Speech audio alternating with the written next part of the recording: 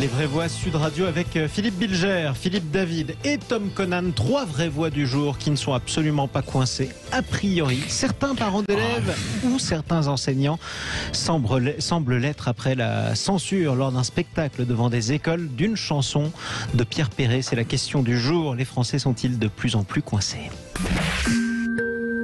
Dis maman, comment est-ce qu'on fait les bébés? Moi je pense que la question elle est vite répondue.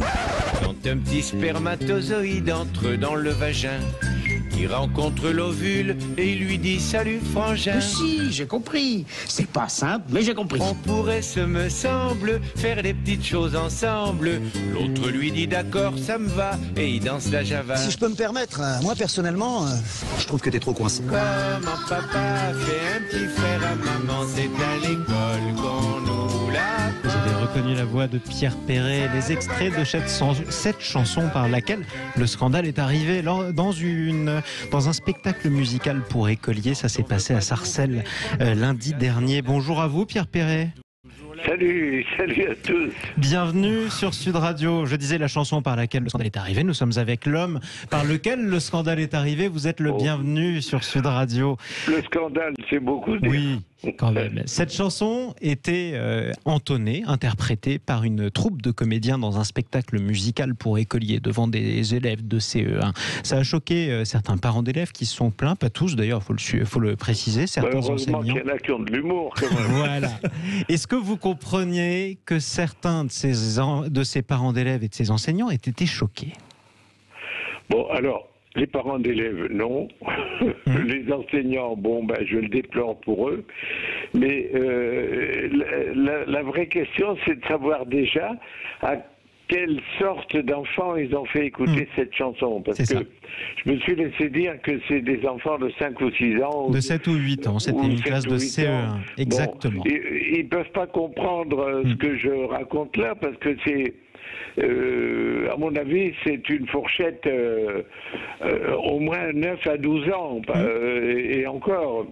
Ils étaient, d'après vous, peut-être un peu jeunes pour écouter cette chanson-là? Oui, absolument. Mais en dehors de ça, il n'y a aucun élément scandaleux ni graveleux dedans, parce que à part les formulations, je pense, humoristiques, il n'y a que des mots qui sont dans le dictionnaire. Si j'emploie le mot vagin ou pénis, je suis désolé, c'est dans le dictionnaire et c'est pas grave. Et je vois pas comment on peut désigner autrement l'appareil masculin ou féminin. Et c'est ce que la nature nous a donné. On n'a pas à en avoir honte. Et j'avais fait une chanson de ce type-là qui s'est appelé le Zizi et qui n'a pas fait, qui a eu plutôt, vous saurez tout sur le Zizi, bien sûr, qu'on connaît un immense succès. Et là, je vois pas en quoi ça. Je vous dis, il suffit que ça s'adresse simplement à des gens qui n'ont pas l'oreille avertie pour écouter ça, parce que déjà ils peuvent pas comprendre. Un enfant de 6 ou 7 ans, il peut pas comprendre cette chanson-là, c'est sûr. Mais les autres, je ne comprends pas pourquoi ils s'en offusquent. Tiens, on va réécouter un extrait de l'autre chanson. Tout, vous saurez tout sur le zizi, le vrai, le faux. Elle est connue aussi, bien entendu. Philippe Bilger. Alors Pierre Perret, j'ai eu le grand bonheur de dîner avec vous chez Sophie Darel. Oui, bien sûr. Et je trouve que votre réponse est très pertinente parce qu'elle constitue un peu une synthèse. Je trouve que votre chanson est vraiment sans flagornerie, intelligemment, délicatement poétique, sur un sujet difficile tout de même, mais que vous comprenez que on ne peut pas la faire écouter à des tout petits enfants, quoi. Ça me paraît une évidence. Je suis tout à fait d'accord. Je suis tout à fait d'accord. Je constate et je retrouve là votre bon sens habituel, parce qui est ma qualité principale. Vous ne l'avez toujours pas perdu. Il l'a toujours, a priori. Tom Conan. Ouais, alors moi je suis un peu effectivement sur cette ligne-là. Moi j'aime beaucoup Pierre Perret. Je suis un fan du Zizi, la chanson et pas que la chanson. Et je trouve que merci, cette nouvelle, Tom, vous ne l'avez pas montré. Vous en faites ce que vous voulez, mais voilà. Non, et je trouve que cette nouvelle chanson, effectivement dont on a écouté un extrait, est très jolie aussi, très fine. Et non, vraiment j'aime j'aime beaucoup justement. Je trouve que c'est très français comme type d'art lyrique, poétique. Je ne saurais pas trop comment qualifier, musical évidemment. Mais effectivement, voilà, bon, pas obligé de me le répéter, mais le montrer devant des enfants, effectivement, le faire écouter des enfants de 8 ans, 10 ans. Je pense, disons qu'avant 14-15 ans, c'est un peu. Donc vous êtes le plus jeune et en même temps le plus réac de la table, je pense. Non, mais bon, voilà. Mais par contre, effectivement, après un certain âge, je pense qu'il faut y aller et même aller même au-delà. Moi, je suis un fan, vous savez, d'un écrivain qui s'appelle Guillaume Dustan.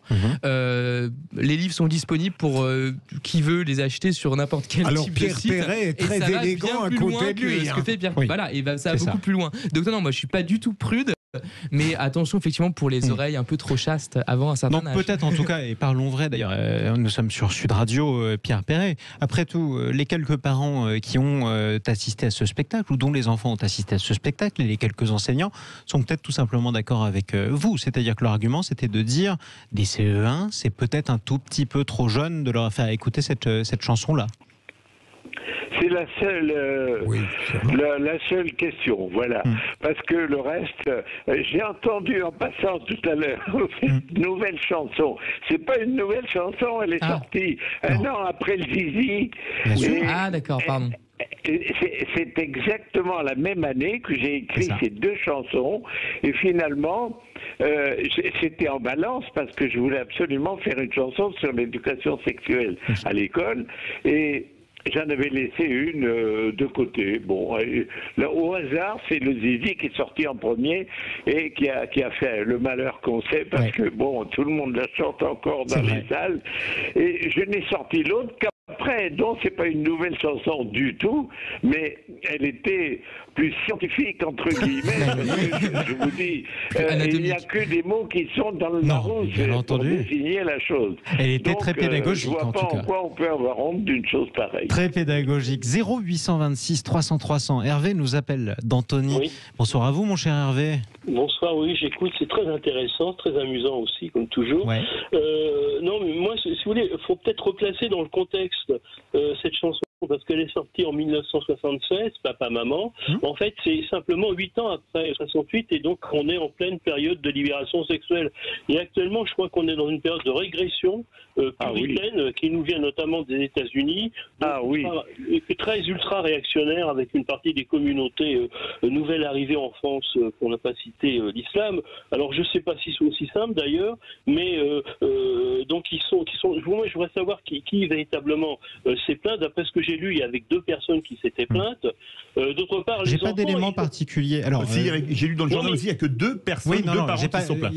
Hervé demandait justement j'ai pas d'éléments particuliers sur l'identité de ces personnes. Ce qu'elles ont dit, c'est que les CE1 qui y ont assisté étaient un peu trop jeunes. Et d'ailleurs, vous aurez remarqué, Hervé, que Pierre Perret est presque d'accord. Oui, mais moi je suis d'accord aussi avec lui, je suis enseignant, donc il n'y a pas de problème. Mais si vous voulez, ce que je remarque, c'est que j'ai lu des témoignages de la directrice de la troupe qui s'appelle Sans Souci, si je me souviens bien, et qui dit que après avoir vu le spectacle, les enfants, alors je ne sais pas de quel âge, c'est possible 9-10 ans, ont posé des questions. Alors, des questions, c'était qu'est-ce que c'est que le baccalauréat? Oui, on est loin du baccalauréat. Oui, c'est vrai. Non, voilà. Est-ce que c'est important le baiser? Et donc le baiser, mais le baiser sur la bouche, je ne sais plus. Voilà. Donc, si vous voulez, c'est dire que ce sont des adultes qui réagissent. Les enfants, c'est pas ça qui les intrigue, qui leur fait peur. Non, mais en tout cas, je vous propose d'écouter la réponse de Pierre Perret, tout simplement, Hervé. Merci beaucoup. Oui. Vous savez, les enfants qui écoutent ces raps, je ne veux pas me mettre à disserter sur les raps aujourd'hui, mais j'ai entendu des choses absolument hallucinantes qui n'ont rien à voir avec ma chanson. Hein. Légèrement plus violente ou plus cabreuse. Philippe David. Oui, absolument. Moi j'adore Pierre Perret. Sa chanson, désolé, moi elle me fait. Je la connaissais pas. Pourquoi vous fais mon mea culpa. Non, mais je vais faire une comparaison. J'espère qu'elle va pas choquer Pierre Perret. Elle m'a rappelé une chanson de Georges Brassens sur un texte assez différent, qui est 95 fois sur 100.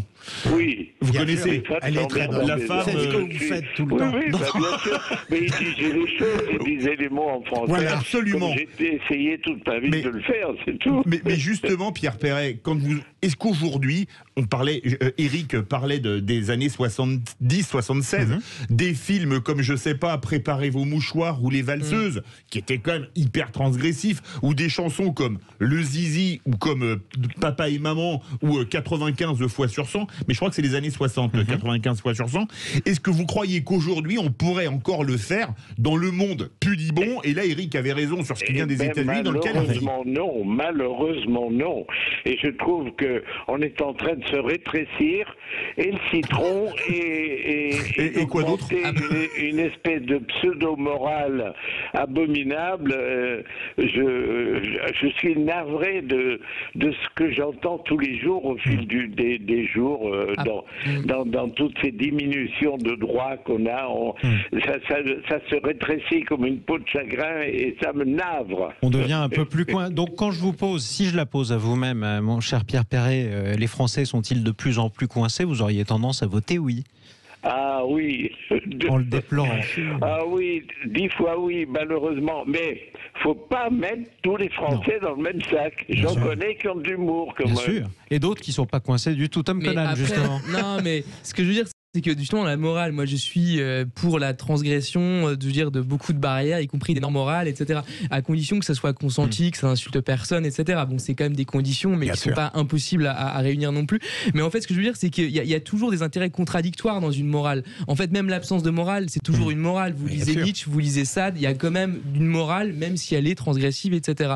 Et donc, ce que je veux dire par là, c'est qu'en l'occurrence, là, sur le sujet du sexe et des enfants, évidemment, c'est pas du tout l'objectif de Pierre Perret, bien entendu, mais le sexe expliqué aux enfants, ou même la question de l'éducation sexuelle en général par rapport à la jeunesse et notamment la prime jeunesse, c'est problématique toujours. En tout cas, ça doit être envisagé de manière vraiment précise, parce qu'effectivement, il y a la question derrière potentiellement de l'abus, même si c'est un abus qui peut être symbolique ou imagé ou métaphorique, parce que voilà, on sait que l'enfance c'est aussi des personnes qui peuvent être victimes plus que d'autres, ou qui sont pas en âge de comprendre, et qui peuvent être choqués par certains contenus, etc. Donc je veux dire, il faut avoir aussi ça en tête. Par exemple, vous savez même que pour prendre des choses un peu plus, pas modernes, mais je veux dire plus nouvelles dans les pratiques, sur YouTube aujourd'hui, depuis quelques mois, vous avez une obligation, donc, quand vous créez une chaîne YouTube, de dire est-ce que le contenu est destiné aux enfants ou pas, par exemple. Et en fonction de ça, ce que vous publiez sera pas traité de la même manière par l'algorithme. Donc c'est pas vraiment une censure, mais c'est plutôt une manière de dire voilà, attention qu'on ne tombe pas sur n'importe quoi quand on a 5 ans, 6 ans, 10 ans. Et quand on peut tomber sur pas tout. mal.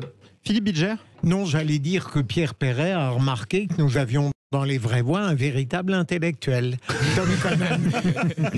Pierre Perret, si vous le permettez, je vais vous dire, ami, il y a une chose que j'ai apprise aujourd'hui et qui me navre doublement, c'est qu'il paraît que les cours d'éducation sexuelle auxquels je faisais allusion dans cette chanson et à l'époque, et qui ont eu lieu pendant pas mal de temps, ont été supprimés il y a quelques années.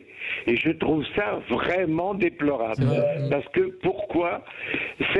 C'était une façon de pallier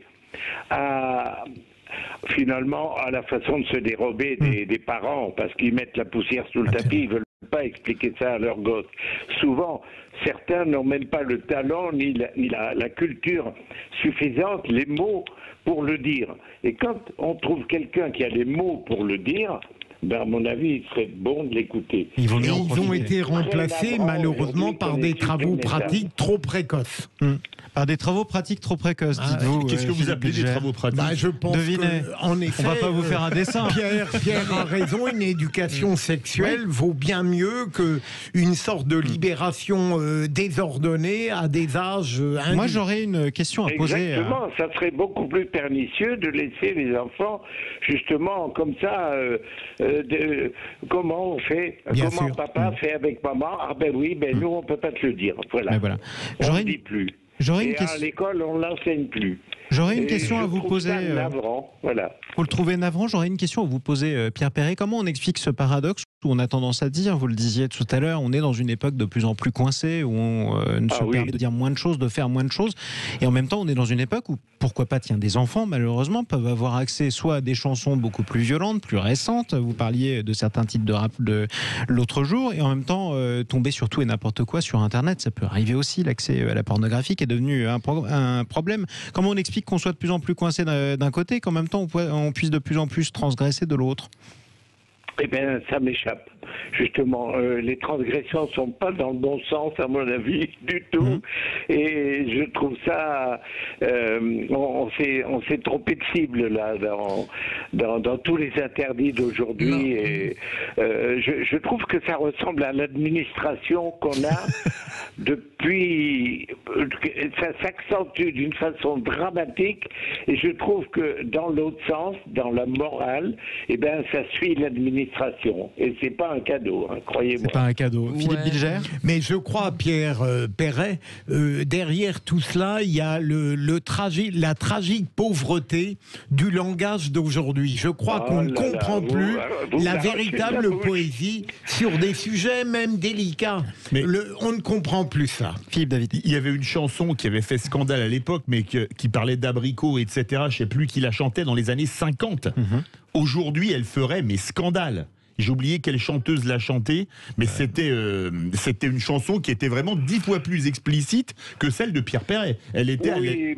J'ai chanté tout ça lors de quatre albums que j'ai enregistrés il y a une vingtaine d'années. Sur les chansons paillardes. Dans les chansons paillardes. Qui étaient excellents. Heureusement que ça prouve qu'il reste des gens curieux, parce que ça a été un vrai carton, puisque ici ça n'est vendu vraiment beaucoup. En un mot, puisqu'on a parlé du rap, non, moi je suis pas du tout d'accord avec ce qui a été dit sur le rap. Je pense qu'au contraire, il y a des choses magnifiques qui se font dans le rap. Non, pas vous, mais ce qui a été dit précédemment. On parle pas du Youssoufa. Ça a été critiqué, donc là je me permets. Non, il y a le rap, dans le rap français notamment, il y a des choses peut-être très mauvaises, mais il y a des choses très bonnes aussi. Bien entendu. Il y a une langue aussi qui est maniée et qui est torturée effectivement parfois, donc pas nécessairement dans le sens qu'on pouvait trouver dans une certaine chanson française, qui a aussi sa beauté, bien entendu. Moi j'écoute Brassens, etc. Il y a pas de problème. J'écoute Gainsbourg et Goldman. Mais voilà, il y a des choses très intéressantes qui se font, et justement, je pense que le mérite, par exemple, d'un écrivain, c'est de créer un style, et d'un chansonnier, c'est aussi de torturer cette langue française, de mettre de nouveaux mots, etc. Et ça, c'est fait largement dans la nouvelle scène française du rap. Je suis désolé. Ça existe aussi. Mais là, je suis absolument d'accord, parce que je n'ai pas condamné tous les auteurs de rap. Vous savez, j'ai passé une partie de ma vie à travailler sur la langue française dans différentes directions. J'ai fait partie d'un organisme qui s'appelait plutôt le COSLA, le Comité d'orientation sur la modification du langage administratif, et on a beaucoup ri pour simplifier ça. J'avais que des compagnons académiciens pour travailler sur ce sujet. On s'est bien amusé parce qu'il y avait des aberrations totales. Il y avait de quoi. Voilà. Je ne suis pas contre tous les rappeurs. J'ai entendu des rappeurs intelligents et des rappeurs aussi intelligents. J'ai entendu des horreurs, et là où je rejoins Maître Wiener, c'est que il y a une carence certaine aujourd'hui dans l'éducation du français. Parce que, à mon avis, on a un peu oublié Voltaire, Racine, La Fontaine et le grand Molière. Voilà. On sera toujours d'accord sur le choix des mots. En tout cas, merci à vous, Pierre Perret, de nous avoir fait le plaisir de nous rejoindre dans Les Vraies Voix sur Sud Radio. Je vous rappelle qu'on vous posait d'ailleurs cette question à vous tous qui nous écoutez sur Sud Radio, ça vous fera plaisir. Pierre Perret, les Français sont-ils de plus en plus coincés? Vous répondez oui sur le Twitter de Sud Radio à 92%. Philippe David. La chanson, c'était Colette Renard qui la chantait. La chanson grâce à Jamel qui me l'a soufflé dans le casque. Alors ça, voilà, pourquoi pas, bravo, cette chanson de Colette Renard. En tout cas, on réécoute cette autre chanson. Je me fais sucer la friandise, je me fais caresser le gardon. Ça aussi, c'était ça, c'est Colette Renard. La chemise. On remercie à nouveau Pierre Perret de nous avoir rejoints dans Les Vraies Voix sur Sud Radio. Dans un instant, direction Biarritz. Les Biarros non plus ne sont pas coincés. Ils font l'histoire avec un sponsor original. C'est une première dans le monde du rugby. C'est le clin d'œil des Vraies Voix. C'est avec Clément Barguin dans un instant.